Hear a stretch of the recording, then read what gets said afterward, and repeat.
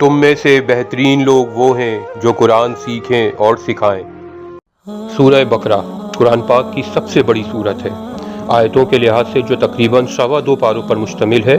आपको मालूम है ये सूरत 10 साल में कंप्लीट हुई है। मतलब 10 सालों तक इसकी आयतें मुख्तलिफ दिनों में मुख्तलिफ टाइम पर आती रही। जिस वक्त जो भी मसला दरपेश होता था, अल्लाह की तरफ से ये आयतें हुजूर पाक सल्लल्लाहु अलैहि वसल्लम पर उतरती।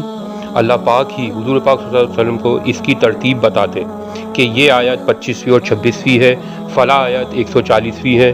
आज जो आयतें आई हैं वो 190 पोजीशन पे रखी जाएंगी। गर्ज एक जिक्सॉ पजल की तरह आगे पीछे आयतें आती रहीं और इस दिन जो भी मसला होता इसकी हिदायत इन आयतों में होती और अल्लाह पाक सूरह बकरा के मुख्तलिफ मकामात पर इसे प्लेस करवाते रहे 10 साल तक।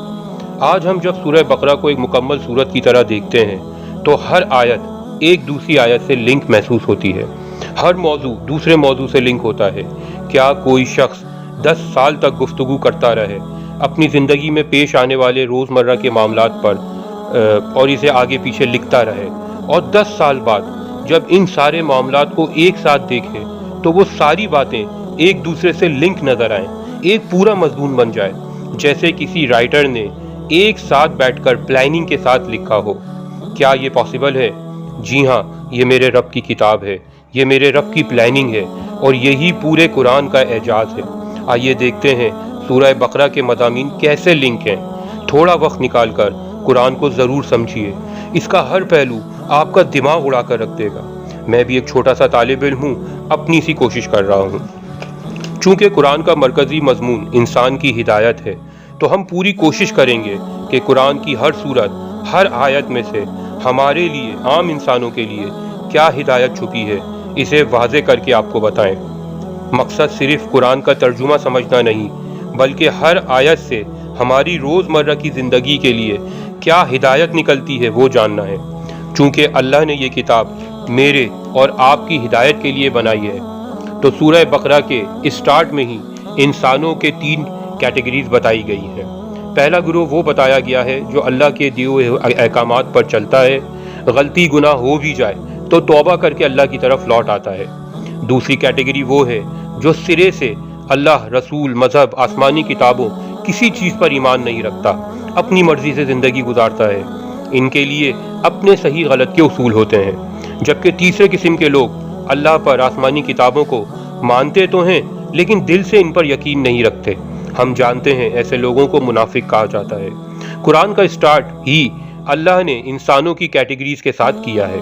इसके बाद दूसरे नंबर पर हज़रत आदम अलैहिस्सलाम का किस्सा है, फिर बनी इसराइल का तज़किरा है, फिर हज़रत इब्राहीम अलैहिस्सलाम के बारे में डिटेल आई है। थोड़ा समझने की कोशिश करते हैं कि क्यों ये तरतीब बनाई गई है।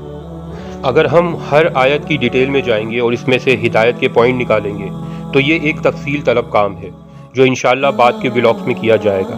अभी फ़िलहाल हम मोटा मोटा ये समझते हैं कि आदम अलैहिस्सलाम जन्नत में रह रहे थे, शैतान ने इन्हें बहकाया, वो काम करवाया जो अल्लाह ने मना किया था। इसके बाद अल्लाह ने सज़ा के तौर पे इन्हें जन्नत से निकाल दिया, दुनिया में भेज दिया, जिस पर हज़रत आदम अलैहिस्सलाम को अपने गुनाह पर शदीद शर्मिंदगी हुई। उन्होंने तौबा की, अल्लाह ने उन्हें माफ़ कर दिया। ये एक रवैया है जो अल्लाह इंसानों को सिखा रहा है, गुनाह करना, तौबा करना और दोबारा अल्लाह की रहमत के साए में आ जाना। इसके बाद अगला पोर्शन बनी इसराइल के हवाले से है। बनी इसराइल अल्लाह की पसंदीदा कौम रही है। इन्हें तमाम जहान वालों से ज़्यादा नेमतें दी गई हैं। बार बार इन नेमतों का कुरान में जिक्र है। ज़्यादातर अंबिया इकराम इसी कौम में आते रहे, लेकिन फिर बनी इसराइल ने क्या किया, अल्लाह ने इन्हें कौन कौन सी नेमतें दी और इनके वाक़ये से हमारे लिए क्या सबक मौजूद है, इंशाअल्लाह अगले व्लॉग में इसके बारे में जानेंगे। मैं पूरे कुरान और इसकी तालीमात का एक राउंड अप पेश कर रहा हूँ आम बोलचाल के अंदाज में। धीरे धीरे कुरान में मौजूद हिदायत के सारे मोती आपकी खिदमत में पेश करता रहूँगा। उम्मीद करता हूँ कि आप सब इससे मुस्तफ़ीद होंगे और दूसरे लोगों को भी इस सिलसिले से जोड़ने की कोशिश करेंगे। रमज़ानुल मुबारक आ रहा है, इंशाअल्लाह मैं ऐसे ही कुरानी ब्लॉग बनाता रहूँगा। अल्लाह पाक हम सब की इबादतें कबूल फरमाए, आमीन।